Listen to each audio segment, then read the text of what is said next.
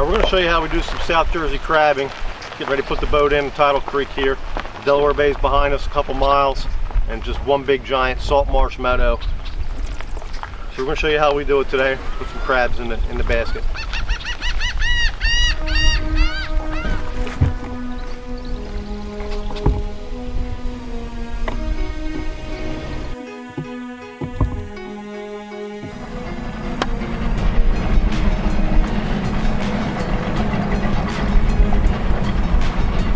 I got that rope in the boat.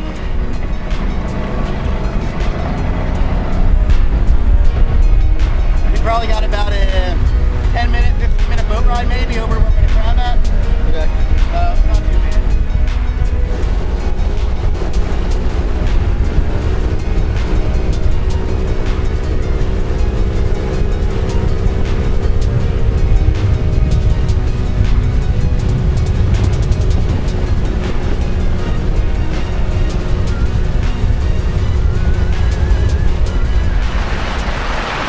Guys, thank you. I like your snake box, man. Thanks.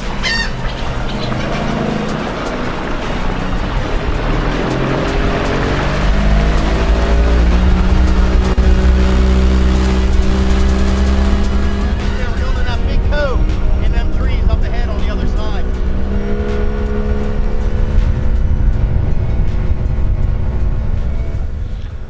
We're going to pre-bait the traps and then start setting them out. Yep. Or you're asking me. Yeah, that's fine. Yeah, that's what we're doing. Yep. I always like to run a yellow buoy at the start and at the end. That way I have a marker of where my line's at.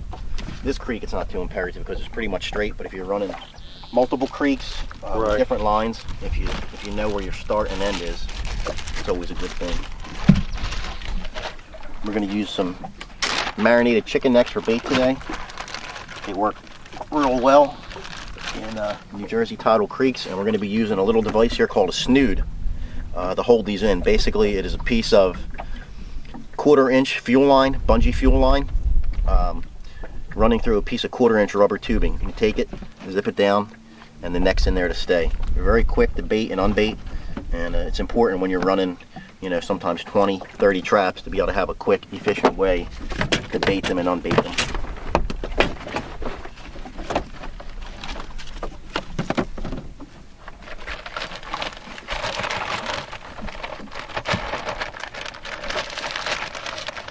I like to use 2 necks per trap. The reason being, often a big male Jimmy crab, if you only have one bait, he will defend that bait from other crabs. If you have multiple baits, you up your chances of catching doublers in the same trap. So you maximize your effectiveness on each set. Number 1 yellow going over.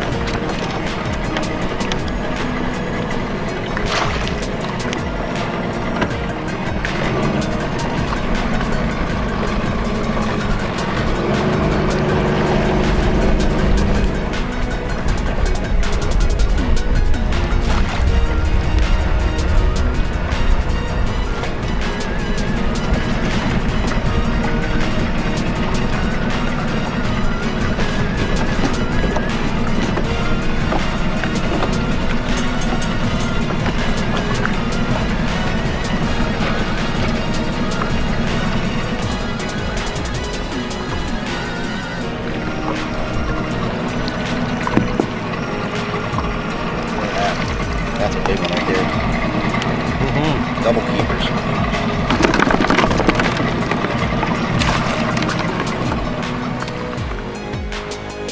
Current's reversing this code from front. Right. Look at this. They're coming up tight.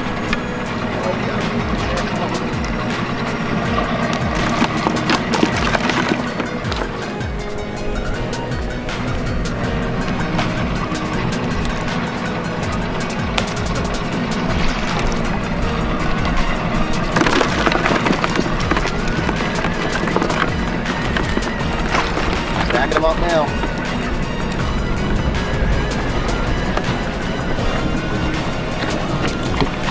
It's nice if you pull, I can see where the trap's coming up at, and I can kind of move the boat to keep it from coming up underneath the boat. So it helps when you have a deckhand and a failure.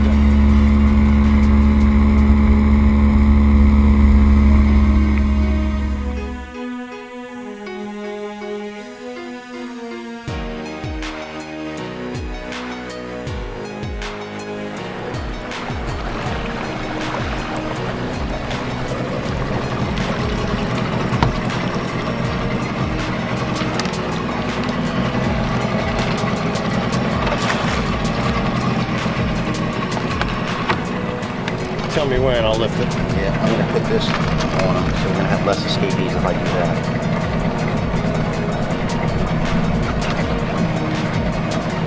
There you go. Nice. I'll lift this and you can put that topper right underneath it. Oh man, I bet that's 25 pounds, if not more. And you got legs sticking out. Yeah. Balls. That's good. It's a full body.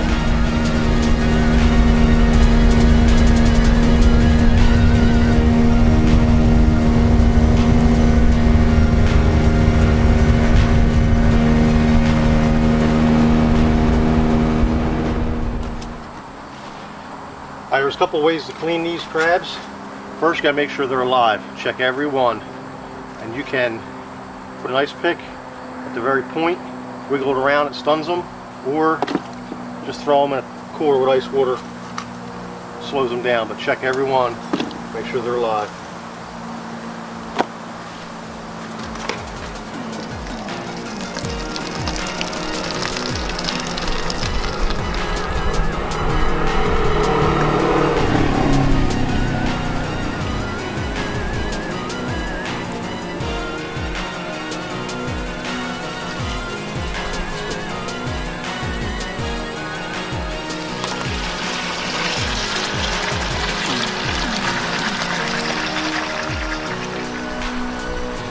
Alright, grab a crab out of the ice water, put your thumb on the back fin, the other thumb under the point, rip the top shell off, rip the lungs off,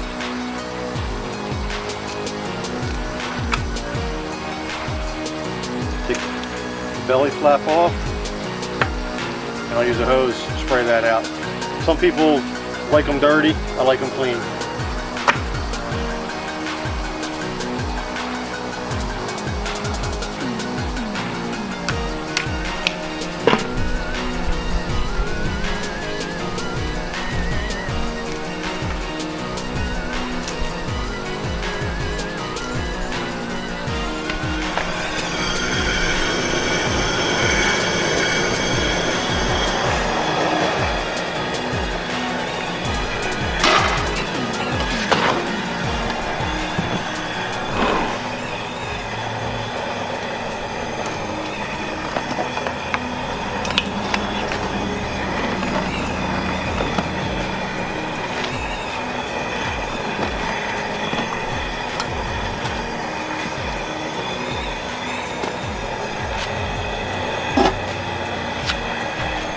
Seven minutes.